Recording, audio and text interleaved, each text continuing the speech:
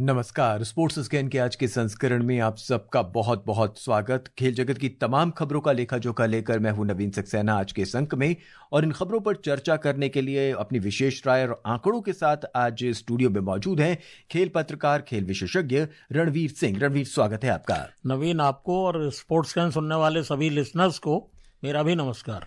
सभी लिसनर्स को सबसे पहले अंतर्राष्ट्रीय योग दिवस की ढेरों ढेरों शुभकामनाएं, और उम्मीद है कि आज सुबह से आपने किसी न किसी इवेंट पे जरूर पार्टिसिपेट किया होगा और योग को अपनाने का एक प्रण लिया होगा। क्यों रणवीर जी, आपको नहीं लगता आज देश भर में, या यूं कहें कि पूरे विश्व में योग पूरे उत्साह के साथ मनाया गया? सारे देश में और सारे विश्व में जी। हमारे देश के यशस्वी प्रधानमंत्री श्री नरेंद्र मोदी जी ने जिस तरह से 2014 में जब सत्ता संभाली थी, तब से योगा का जिस तरह से प्रचार प्रसार पूरे विश्व में हुआ है। हालांकि प्राचीन काल से हमारे तमाम ऋषि मुनि ये सब बताते थे, उतना लोग ध्यान नहीं देते थे, लेकिन अब जिस तरह से पब्लिक इस ओर आकर्षित हो रही है योगा की तरफ, ये एक बहुत बड़ी पहल है और बहुत बड़ी बात है फिटनेस के लिए। अपने विशेषज्ञ से हम इस पर और चर्चा करेंगे, लेकिन नजर डाल लेते हैं खास खबरों पर कि क्या हो रहा है देश विदेश में, खेल जगत की दुनिया में। भारत ने इंग्लैंड के साथ हेडिंग्ले में पहले क्रिकेट टेस्ट मैच में पहली पारी में 471 रन बनाए। भारतीय पुरुष पहलवानों ने वियतनाम के वोंग ताओ में अंडर 23 एशियाई कुश्ती चैंपियनशिप में शानदार प्रदर्शन करते हुए फ्री स्टाइल कुश्ती में 6 पदक जीते। फिडे शतरंज रैंकिंग में भारत के प्रज्ञानानंदा पहले स्थान पर पहुंचे। विश्व चैंपियन डी गुकेश दूसरे स्थान पर, और नीरज चोपड़ा ने Paris Diamond League javelin throw प्रतियोगिता जीत ली है। रणवीर सिंह जी, जैसे हम बात कर रहे थे, इस समय पूरा भारत, पूरा विश्व जो है योगमय हो रहा है। बच्चों से लेकर बड़े तक सभी ने किसी ना किसी स्पर्धा में आज जरूर पार्टिसिपेट किया होगा। और जैसा कि आपने शुरू में भी कहा कि प्रधानमंत्री के कारण ये जो योग है वो देश से निकलकर पूरे विश्व में पहुंच चुका है। और तमाम पार्कों में, आप कहीं भी कॉलोनियों में देखिए, पार्कों में देखिए, लोग योग पे ध्यान दे रहे हैं, योगा कर रहे हैं जी। ये एक बड़ी चीज है फिटनेस के लिए। और यूं कहें कि अगर देश स्वस्थ रहेगा तो देश आगे बढ़ेगा। बिल्कुल। राष्ट्रपति द्रौपदी मुर्मू ने इस अवसर पर कहा कि वैश्विक समुदाय अब योग के प्रति अधिक सम्मान रखता है और महाद्वीपों के लोग इससे लाभ उठा रहे हैं। योग पूरी मानवता की साझा धरोहर बन चुका है। ये भारत की सॉफ्ट पावर का एक अत्यंत महत्वपूर्ण उदाहरण है। भारत की पहल पर योग के प्रति विश्व समुदाय का सम्मान बढ़ा है और दुनिया भर के लोग इससे लाभान्वित हो रहे हैं। वहीं आज विश्व योग दिवस पर प्रधानमंत्री नरेंद्र मोदी ने कहा कि विश्व के विभिन्न भागों में तनाव, अशांति, अस्थिरता की स्थिति है और ऐसे में योग शांति का मार्ग दिखाता है। आंध्र प्रदेश के विशाखापत्तनम में 11वें अंतर्राष्ट्रीय योग दिवस समारोह का नेतृत्व करते हुए प्रधानमंत्री ने कहा कि योग समस्त मानवता के लिए स्थिरता, संतुलन और समग्रता का प्रभाव लाता है।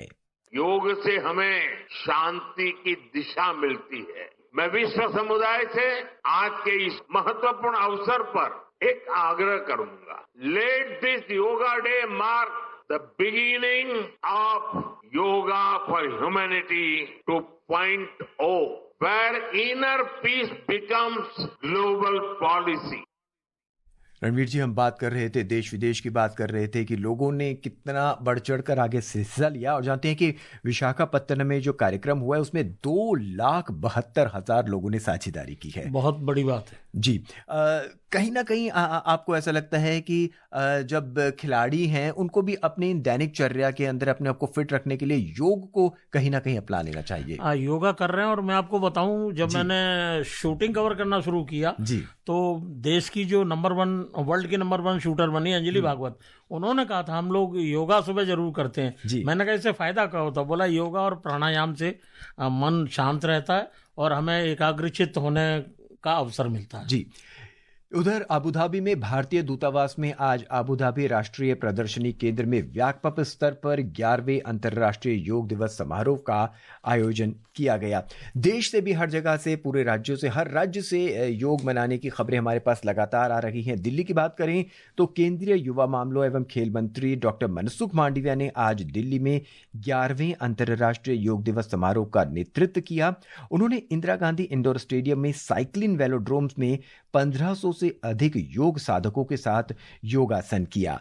उधर आज दिल्ली सहित पूरे विश्व में योग मनाया जा रहा है, ये खबर हम लगातार दे रहे हैं।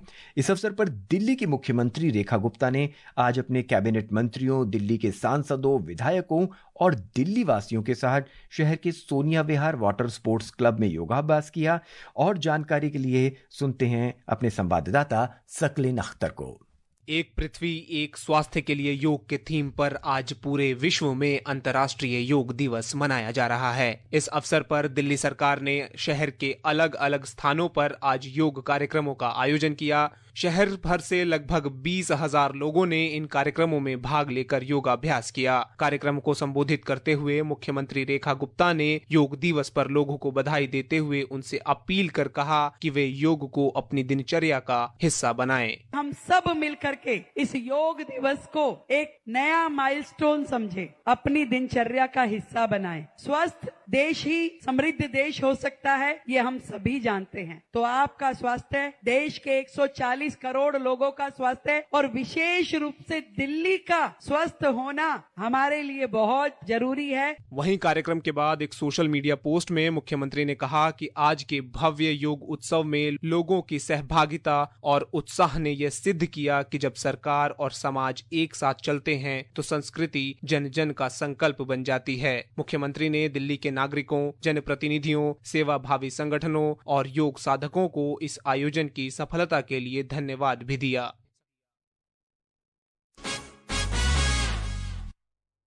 योग की दुनिया से निकलकर अब अपने खेल प्रेमियों को हम सीधा लिए चलते हैं क्रिकेट की दुनिया में। भारत और इंग्लैंड के बीच पहला टेस्ट मैच लीड्स के हेडिंग्ले मैदान पर खेला जा रहा है। भारत मजबूत स्थिति की ओर बढ़ रहा है। हालांकि भारत ने अपनी पहली पारी में 471 रन बना लिए थे और उसकी पूरी टीम ऑल आउट हो चुकी है। और इस समय इंग्लैंड की जो पारी चल रही है उसमें एक विकेट उसका गिर चुका है। 71 रन जो है बोर्ड पर लग चुके हैं। इस पर और चर्चा करेंगे। पहले देवेंद्र त्रिपाठी से आज दिन भर का हम हाल सुन लेते हैं कि क्या कुछ रहा क्रिकेट के मैदान पर।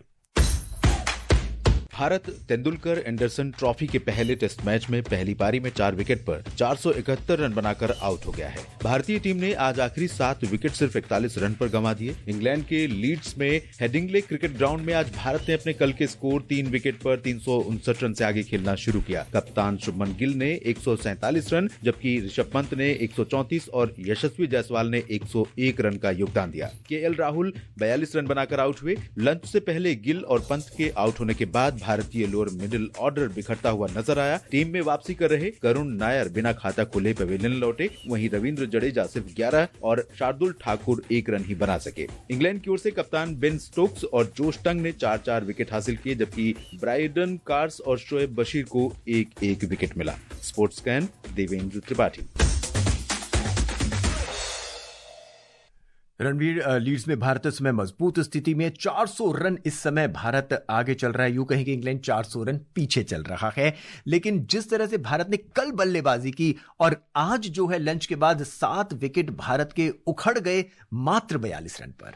देखो, मैं इसमें नवीन ये कहना चाहूंगा कि इंग्लैंड का दौरा हमेशा टफ माना जाता है जी। और हिंदुस्तान ने कल टॉस हारने के बाद शुभमन गिल ने जिस तरह से इंग्लैंड के कप्तान ने बैटिंग करने के लिए कहा हिंदुस्तान को, तो बहुत शानदार डिसीजन था हिंदुस्तान के हिसाब से। जिस तरह की बैटिंग हुई और 91 रन पे जाकर के केएल राहुल का पहला विकेट गिरा। 100 रन की पार्टनरशिप तकरीबन हो गई थी। उसके बाद यशस्वी जायसवाल और शुभमन गिल ने जिस तरह से सेंचुरीज बनाई और आज जो ऋषभ पंत ने जो गेम खेला है जी, वो तो ऐसा ताबड़तोड़ बैटिंग की है कि मतलब लग रहा है इंग्लैंड को बिल्कुल निशाने पे ले रखा है। क्योंकि भारतीय विकेट कीपर्स की बात करें तो एक नया रिकॉर्ड बना है। 7वीं सेंचुरी विकेट कीपर के तौर पर ऋषभ पंत की हो गई।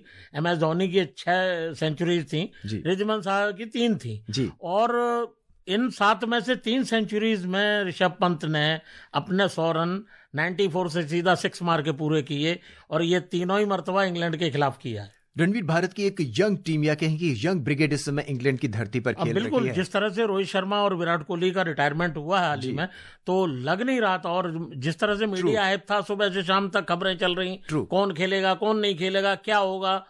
लेकिन सीरीज की शुरुआत, टूर की शुरुआत इस तरह से होगी किसी को अंदाजा नहीं था। लेकिन रणवीर, यहाँ पे दो प्लेयरों के बारे में विशेष जिक्र करना चाहूंगा। एक हमारे साई सुदर्शन है, वो शायद उन पे कुछ इंग्लैंड का प्रेशर रहा, जबकि यहाँ बहुत बेहतरीन प्रदर्शन किया उन्होंने भारतीय पिचों पर। देखिए, अब सारे खिलाड़ी तो सेंचुरी बनाएंगे नहीं, है ना जी। आपके 3 टॉप ऑर्डर बैट्समैन जो हैं उन्होंने अपना काम बखूबी किया है, और बाकी प्लेयर्स जो है वो धीरे धीरे उस कंडीशन में सीखेंगे बॉल को छोड़ना है और किस बॉल को खेलना है। रणवीर, थोड़ा सा और एनालिसिस करते हैं भारतीय क्रिकेट टीम की। अगर बैटिंग की बात करें, शुरू के आपके 4 प्लेयर या 5 प्लेयर बेहतरीन खेल खेलते हैं, लेकिन आखिर के आपके 6-7 प्लेयर जो हैं बहुत ही कम रन पे ऑल आउट हो जाते हैं। ऐसे में अगर इंग्लैंड की टीम एक अच्छा स्कोर खड़ा करती है तो क्या भारत के लिए दूसरी इनिंग के अंदर थोड़ी सी गड़बड़ हो सकती है? देखो, पहली बात तो यह कि इंडिया का पहला टारगेट होना चाहिए था 270 रन इंग्लैंड के लिए, जिससे फॉलो ऑन का चांस रहे जी। लेकिन वो होता दिख नहीं रहा, क्योंकि पहला विकेट तो बहुत जल्दी गिर गया था। लेकिन उसके बाद से जिस तरह से 70-71 रन बन गए हैं और अभी कोई विकेट गिरा नहीं, ओली पोप और दूसरे उनके साथ डुकेट बहुत संभल के, बहुत फास्ट नहीं खेल रहे हैं, संभल के बैटिंग कर रहे हैं, तो वो अपना टाइम निकाल रहे हैं, ये देखना पड़ेगा। क्रिकेट में इस क्रिकेट में जो चल रहा है इंग्लैंड में, क्या पिच जो है वो बेहतर होती चली जा रही है खिलाड़ियों के लिए, प्लेयर्स के लिए? क्योंकि भारत ने भी एक विशाल स्कोर खड़ा किया है और इंग्लैंड भी अब धीरे धीरे उस स्कोर की तरफ अग्रसर होता है। भारत ने जब विशाल स्कोर खड़ा किया तो मुझे ऐसा लग रहा था कि जेम्स एंडरसन और स्टुअर्ट ब्रॉड के रिटायरमेंट के बाद उनकी जो बॉलिंग लाइनअप है वो उतनी स्ट्रांग नहीं है। जिस तरह से हमारे टॉप के बैट्समैन ने अच्छा स्कोर किया और फ्रीली शॉट लगाते रहे, लेकिन बाद के जिस तरह से लपेट दिए बैट्समैन, वो अब देखना पड़ेगा कि हिंदुस्तान के बॉलर्स किस तरह की बॉलिंग करते हैं। रणवीर, बहुत संक्षेप में बुमराह क्या कमाल कर सकते हैं? अब बुमराह ने पहला विकेट तो निकाला है, लेकिन उसके बाद अभी कुछ हो नहीं रहा है जी। तो अभी अगला ब्रेक थ्रू पहले मिले, उसके बाद देखेंगे बुमराह उस लाइन पे कितना आगे चल पाते हैं। क्रिकेट के मैदान से अब आपको लिए चलते हैं हम कुश्ती के रिंग की ओर। भारतीय पुरुष पहलवानों ने वियतनाम के वोंग ताओ में अंडर 23 एशियाई कुश्ती चैंपियनशिप में शानदार प्रदर्शन किया है और फ्री स्टाइल कुश्ती के 6 पदक जीत लिए। निखिल, सुजीत, जयदीप, चंद्रमोहन, सचिन ने स्वर्ण पदक अपने नाम किए और भारत 11 स्वर्ण, 6 रजत और 3 कांस्य पदक सहित कई पदक हासिल कर चुका है। और अब बात शतरंज की बिसात की। फिडे लाइव शतरंज की जारी रैंकिंग में भारत के 3 शीर्ष खिलाड़ी 10 पे पहुंच गए हैं। प्रज्ञानानंदा विश्व चैंपियन भारतीय ग्रैंड मास्टर डी गुकेश से 1 पायदान ऊपर हैं। सुनते हैं सरफिरोजी को। भारत के रमेश बाबू प्रज्ञानानंदा फिडे लाइव शतरंज रैंकिंग में शीर्ष 5 पर पहुंच गए हैं। प्रज्ञानानंदा विश्व चैंपियन भारतीय ग्रैंड मास्टर डी गुकेश से 1 पायदान ऊपर हैं। गुकेश 6ठे स्थान पर हैं। प्रज्ञानानंदा उज्बेकिस्तान शतरंज महासंघ की ओर से आयोजित प्रतिष्ठित उज्चेस कप मास्टर्स में हिस्सा ले रहे हैं। पहले राउंड में ड्रॉ के बाद प्रज्ञानानंदा ने शानदार वापसी की और उज्बेकिस्तान के शमसुद्दीन वोकिदोव को सफेद मोहरों से हराया। वर्तमान में वे 1.5 अंकों के साथ टूर्नामेंट में संयुक्त रूप से शीर्ष पर हैं। फिडे लाइव शतरंज रैंकिंग में शीर्ष 10 में 3 भारतीय रह गए हैं। कल जारी रैंकिंग में अर्जुन तीसरे से 4थे स्थान पर पहुंच गए। वहीं अरविंद चिदम्बरम शीर्ष 10 से बाहर होकर 15वें स्थान पर पहुंच गए हैं। उन्हें 5 स्थान का नुकसान हुआ है। सरफिरोजी, स्पोर्ट्स कैन।